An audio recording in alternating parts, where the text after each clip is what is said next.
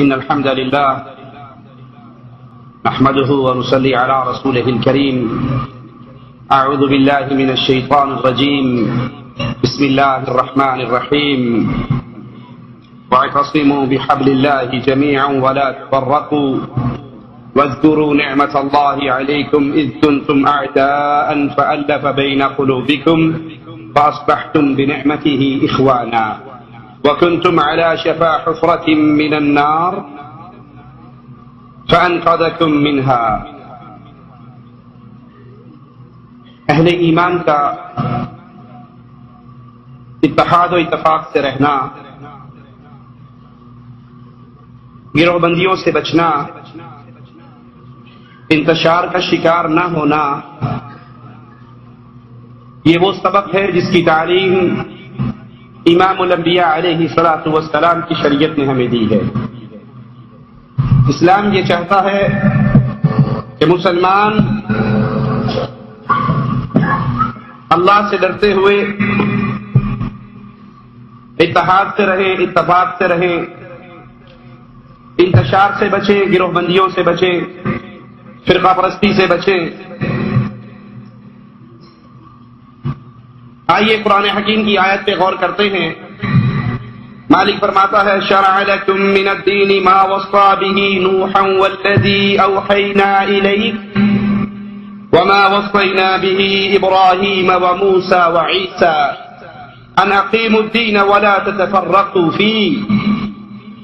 یہ دین جو ہم نے تمہیں دیا ہے، اس نے تمہارے لیے وہی دین کا راستہ اختیار کیا جس کے اختیار کرنے کا حکم نوح علیہ الصلاۃ والسلام کو دیا، اور اے محمد علیہ الصلاۃ والسلام ہم آپ کی طرف بھی وہی بھیجی ہے، اور اسی کا حکم ابراہیم علیہ الصلاۃ والسلام اور موسیٰ عیسیٰ علیہ السلام کو دیا. ان تمام انبیاء کو حکم کیا دیا، وہ وصیت کیا ہے، وہ آرڈر کیا ہے کہ دین پہ قائم رہنا، فرقوں میں نہ بٹنا، گروہوں کا شکار نہ ہو جانا. فرقہ پرستی کی مذمت کرتے ہوئے شریعت ہمیں کیا تعلیم دیتی ہے، کیا انداز اپناتی ہے؟ آئیے اللہ کی کتاب کی آیت پہ غور کرتے ہیں. وَلَا تَكُونُوا كَالَّذِينَ تَفَرَّقُوا وَاخْتَلَفُوا مِن بَعْدِ مَا جَاءَهُمُ الْبَيِّنَاتُ وَأُولَٰئِكَ لَهُمْ عَذَابٌ عَظِيمٌ. تم ان لوگوں کی طرح نہ ہو جانا جنہوں نے اپنے پاس روشن دلیلیں آنے کے بعد پھر فرقہ پرستی کی، پھر تفرقہ ڈالا، پھر اختلاف کیا. ان لوگوں کے لیے بڑا عذاب ہے.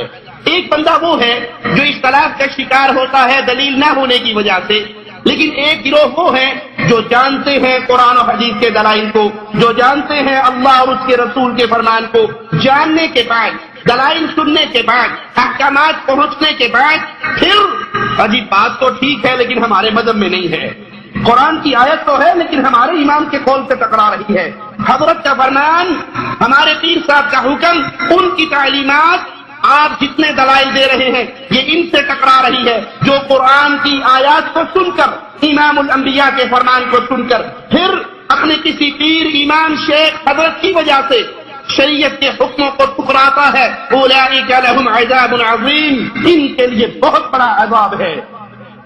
قبروں پہ سجدے کرنے والے، قبروں کا طواف کرنے والے، پختہ قبریں بنانے والے، ان پہ میلے لگانے والے، کیا انہیں اللہ کے قرآن کی تعلیمات نہیں پہنچی؟ کیا امام الانبیاء کی احادیث نہیں پہنچی؟ کیا ان کے علماء نے شریعت کے ان دلائل کو نہیں دیکھا؟ یہ سب کچھ جانتے ہیں لیکن پھر شریعت کو ٹکراتے ہیں. یاد کر لیجئے، جو قرآن و حدیث کے دلائل کو اپنی گروہ بندی کی وجہ سے، اپنی فرقہ پرستی کی وجہ سے، اپنے حضرت امام اور شیخ کے قول کی وجہ سے ٹھوکر مارتا ہے، وہ دنیا میں بھی ذلیل ہونے والا ہے اور آخرت کی ذلتیں بھی اس کے لیے. یاد رکھیے، فرقہ پرستی کے اس ماحول میں ایسا اندھا تعصب پیدا ہوتا ہے کہ انسان کے دل میں حق کی تلاش ختم ہو جاتی ہے.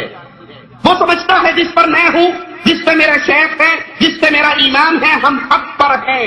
میں وہابی ہوں، وہابیوں کے گھر پیدا ہو گیا، میں بریلوی ہوں، بریلویوں کے گھر پیدا ہو گیا، میں دیوبندی ہوں، دیوبندیوں کے گھر پیدا ہوا، میں شیعہ اس لیے ہوں، شیعوں کے گھر پیدا ہوا۔ اور ہمارے امام نے کہا ہے کہ تمہارے سارے نام ہم نے پیر غوث اعظم کے رجسٹر میں دیکھے ہیں اور وہ رسول اللہ کی عدالت میں پیش کروا کے سب کے لیے جنت کے ٹکٹ لے چکے ہیں۔ اب اس کو 1000 آیات سنا لو، 1000 حدیثیں سنا لو، وہ اپنے فرقہ پرستی کے تعصب میں اتنا اندھا ہو چکا ہوتا ہے کہ اس کو حق تلاش کرنے کی جستجو ختم ہو جاتی ہے۔ یہی انداز قرآن حکیم ہمارے سامنے بیان کرتا ہے، من الذین فرقوا دینہم وکانوا شیعا کل حزب بما لدیہم فرحون۔ ان لوگوں میں سے جنہوں نے اپنے دین کو ٹکڑے ٹکڑے کر دیا، اپنے دین کو بانٹ ڈالا، گروہوں میں تقسیم، جماعتوں میں تقسیم۔ آپ کون ہیں؟ نقشبندی ہیں، یہ چشتی ہیں، یہ قادری ہیں، یہ رضوی ہیں، یہ نوری ہیں، یہ سہرورتی ہیں، یہ بغیر ورتی ہیں، یہ فلانے ایمان کے پیچھے ہے، یہ نوری بوری سرکار کے پیچھے ہے، اور یہ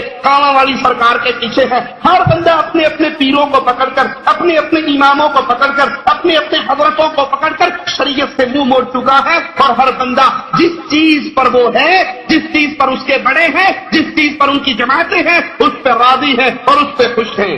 بلکہ نوبت یہاں تک پہنچ جاتی ہے کہ کھلے ہوئے دلائل سننے کے باوجود وہ اس کو کافر کہہ رہا ہے، وہ اس کا انکار کر رہا ہے، وہ اس کا انکار۔ یہی بیماری سابقہ امتوں میں تھی۔ قرآن حکیم کی آیات پہ غور کیجیے، وقالت الیہود لیست النصارى على شیء وقالت النصارى لیست الیہود على شیء وهم یتلون الکتاب۔ یہودی کہتے ہیں عیسائی کچھ نہیں، عیسائی کہتے ہیں یہودی کچھ نہیں، حالانکہ دونوں اللہ کی اتاری ہوئی کتابوں کو پڑھتے ہیں۔ آج بھی کیفیت یہی ہے، آج بھی حالات یہی ہے۔ ہر بندہ اپنے خیمے کے اندر داخل ہو کے کنڈے لگا کے تالے لگا چکا ہے، نہ قرآن کی آیت اپنی عقل میں آنے دیتا ہے، نہ حدیث رسول کو سن کر اپنے منہج اور راستے کو تبدیل کرتا ہے۔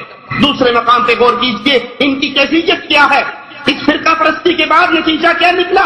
یہ کتنے اپنے اپنے گروہوں میں تقسیم ہو کر کتنے اس پر شدت اختیار کر گئے۔ قرآن حکیم بیان کرتا ہے، وَإِذَا قِيلَ لَهُمْ تَعَالَوْا إِلَى مَا أَنزَلَ اللَّهُ، جب ان سے کہا جاتا ہے آؤ اس چیز کی طرف جو اللہ نے نازل کی ہے، وَإِلَى الرَّسُولِ، اور رسول سے فیصلہ کروا لیں، اللہ کی کتاب سے فیصلہ کروائے، یا امام الانبیاء کی حدیث سے، اللہ کے رسول کی باتوں سے فیصلہ کروائے۔ قالوا حسبنا ما وجدنا علیہ آباءنا، کہتے قرآن تمہیں مبارک ہو، حدیث تمہیں مبارک ہو، ہم نے تو وہی کرنا ہے جو پیر صاحب نے کہا ہے، ہم نے وہی کرنا ہے جو امام صاحب نے کہا ہے، ہم نے وہی کرنا ہے جو دادا جی نے کہا۔ تو نئی شریعت پڑھ کے آ گیا، تیرا پردادا 11ویں دیندا سی، تیرا ابا قبراں تے سجدے کردا سی، گھوڑا تیرے دادے دے گھروں نکلدا سی، تو نے کچھ نئی شریعت پڑھی ہے؟ ہمیں تمہاری شریعت کے دلائل کی ضرورت نہیں ہے، ہمیں تمہاری باتوں کی ضرورت نہیں ہے، ہمیں وہی کافی ہے جو شاہ صاحب نے کہا، ہمیں وہی کافی ہے جو آبا و اجداد نے کہا،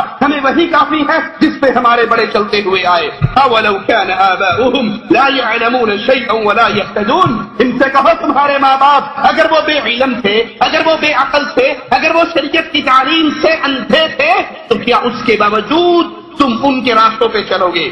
قرآن حکیم نے سابقہ امتوں کے اختلاف اور انتشار کو بیان کرنے کے بعد، ان کی مذمت کرنے کے بعد، پھر اتحاد کا راستہ بتایا ہے، اس امت کو ایک امت بنانے کا طریقہ بتایا ہے، اس امت کو اکٹھا کرنے کا طریقہ بتایا۔ وہ کیا ہے؟ قرآن حکیم کی آیت سنیے، وَاعْتَصِمُوا بِحَبْلِ اللَّهِ، آؤ اکٹھے ہو جاؤ، آؤ امت میں جوڑ پیدا کریں، آؤ امت میں پیار پیدا کریں، آؤ امت کو اکٹھا کریں اپنے اپنے گروہوں کو چھوڑ کر۔ یہ پیار کیسے پیدا ہوگا؟ اگر کوئی کہے میرے پیر کو چھوڑ کر ہمارے بڑے پیر کو مان لو، وہ کہے اپنے امام کو چھوڑ کر ہمارے امام کو مان لو، وہ کہے اپنے حضرت کو چھوڑ کر ہمارے حضرت کو پکڑ لو، رب محمد کی قسم دنیا کی کسی شخصیت پہ، کسی پیر فقیر امام حضرت پہ اتحاد نہیں ہو سکتا، کیونکہ اللہ نے اتحاد کا راستہ بتایا ہے، اور وہ راستہ کیا ہے؟ اللہ کی رسی اتحاد کر سکتی ہے۔ اللہ کی رسی کیا ہے؟ اللہ کی رسی اللہ کی کتاب ہے اور محمد الرسول اللہ کا فرمان ہے۔ اس کے علاوہ کسی نقطے پہ اتحاد نہیں ہو سکتا۔ میں آپ کو سمجھاتے ہوئے مثال دیتا ہوں، اگر کوئی شخص کہے آپ اپنے بزرگوں کو چھوڑیں، ہمارے بزرگوں کو پکڑ لیں۔ میں کہتا ہوں میں بغداد والے بزرگوں کو نہیں مانتا، میں کہتا ہوں میں رائمنڈ والے بزرگوں کو نہیں مانتا، میں کہتا ہوں کوفے کے بزرگوں کو میں نہیں مانتا، میں کہتا ہوں میں آپ کے حضرتوں کو نہیں مانتا۔ کیا کوئی مجھ پہ کفر کا فتویٰ لگا سکتا ہے کہ یہ کافر ہے، ہمارے پیر کو نہیں مانتا، یہ کافر ہے، ہمارے شیخ کو نہیں مانتا، یہ کافر ہے، ہمارے حضرت کی ملفوظات کو نہیں مانتا؟ اتحاد نہیں ہو سکتا۔ آؤ میں اتحاد کروانے کے لیے شریعت کی روشنی میں دعوت دیتا ہوں۔ ایک شخصیت ایسی ہے اگر کوئی اس کا انکار کرے وہ کبھی مسلمان نہیں رہ سکتا۔ وہ نہ کوفے والا ہے، نہ بریلی والا ہے، نہ رائمنڈ والا ہے، نہ دیوبند والا ہے، نہ بغداد والا ہے، وہ محمد